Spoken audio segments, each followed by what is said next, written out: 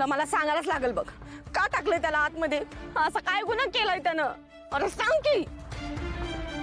रवी, ही तीच मुलगी आहे ना जिला भावनाच्या लग्नात बघितलं होतं? ही डार्लिंग, ही एक डाऊन मार्केट आणि घाणेरडी मुलगी आहे. एक्झॅक्टली, म्हणूनच ती माझ्या लक्षात राहिली. मी 100% शुअर आहे हिला मी भावनाच्या लग्नात बघितलं. ही त्या भावनाच्या भावाची बायको आहे वाटतं. एक मिनिट. ए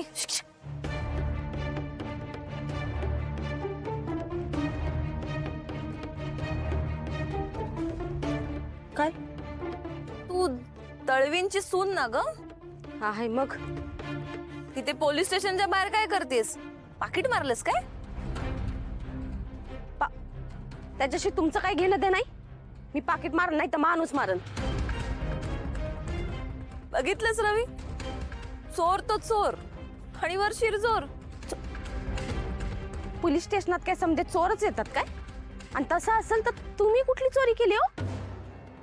हे माइंड युअर टंग, ओके? तुमच्यासारखं पोट भरण्यासाठी चोरी करण्याची गरज नाही आम्हाला. इफ यू हॅवंट नोटिस्ड, श्रीमंत होता आम्ही. गरज नाही आम्हाला हे सगळं करायची. आणि इथे कामासाठी येतो आम्ही, कळलं? ओ दादा, कशाला उगाच सांगताय? आमच्यासारखी गरीब लोक जर चोरी केली ना तर 500ची चोरी करतात. तुमच्यासारखं नाही. तुमच्यासारखी श्रीमंत लोक तर अख्खाच्या अख्खा देश लुटतात. सांगायलाय मला. रवी, बघतोयस ना किती आगाऊपणा करते ही? हो मॅडम, सुरुवात तुम्ही केली होती बरं का, आणि शेवटही मीच करेन. चल, मानलं की तू चोरी नाही केलीस, मग कोणी केली चोरी? मी एकटा नाही आलोय आई, आनंदी पण आले. आनंदी,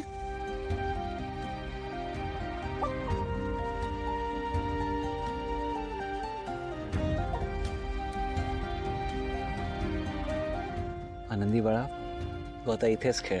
हा, महेश काका आहे ना, खूप खेळणी आणून देईल तुला. आणि आजी आहे ना, ती भातुकली सुद्धा आणून देईल तुला. खूप काळजी घेईल तुझी. हा बाबा, आता आपण काय खेळायचं? सोन्या, मला जावं लागेल. भावना तिथे एकटी आहे ना, आणि थोडं काम पण आहे अगं मला. मम्मी, इथे एकटी खेळू? मी खेळू का तुझ्यासोबत? खरंच तुम्ही खेळणार? तुला चालेल ना?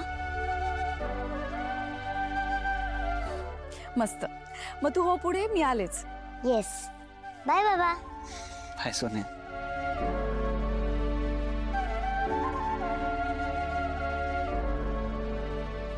सिद्धू, खूप त्रास होत असेल ना ह्या अशा वातावरणात मुलांसमोर चेहऱ्यावर असं हसू आणायचं? म्हणजे दुसरा काय पर्याय पण आहे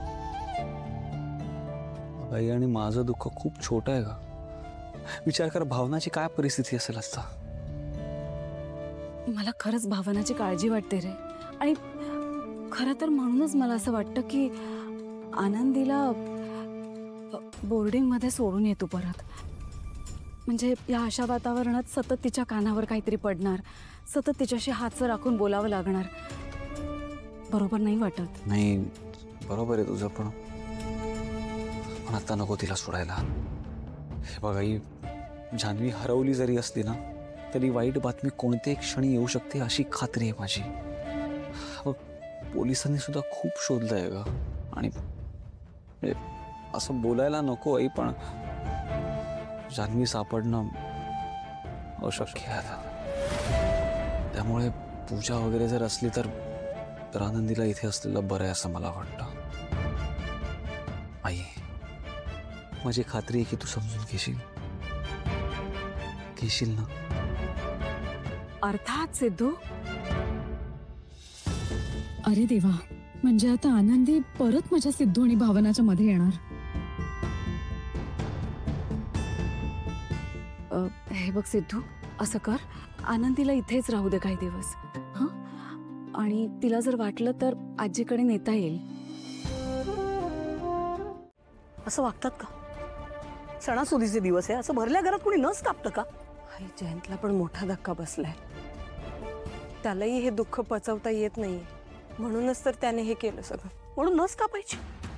आता जानू आली आणि तिला आल्या आल्या कळलं की आपल्या नवऱ्याने अशी नस कापले, तिला काय वाटेल, किती धक्का बसेल. नशीब नशीब तो हार घातलेला फोटो तरी मी बाजूला काढला म्हणून. तो विचार कर, अशी जानू घरात आली आणि तिने स्वतःचा हार घातलेला फोटो पाहिला असता तर काय वाटलं असतं तिला. अगं रडूच कोसळलं असतं ना तिला.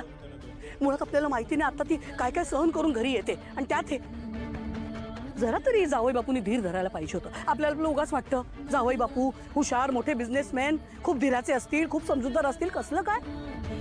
तुला सांगते मला ना इतके दिवस हेच वाटत होतं की जावई बापू माझे किती हुशार आहेत आणि माझी जानू बिचारी अल्लड आणि मस्तीखोर आणि त्रास देत असेल जावई बापूंना, कसं सांभाळत असतील. पण आता मला प्रश्न पडतोय, हिलाच सांभाळावं लागत असेल. कसे वागले आता, असं कोणी भरल्या घरात वागतं का सांग मला. काही विचार केला नाही त्यांनी. मला अजिबात आवडलेलं नाही, खरंच सांगते मी. अगं जानू काय एवढं कळायला नको का, पाण्यात पडलीये, हरवलीये, बेपत्ता झालीये, गायब झाली, येणार आहे ती. जानू आहे ती माझी, ती काय.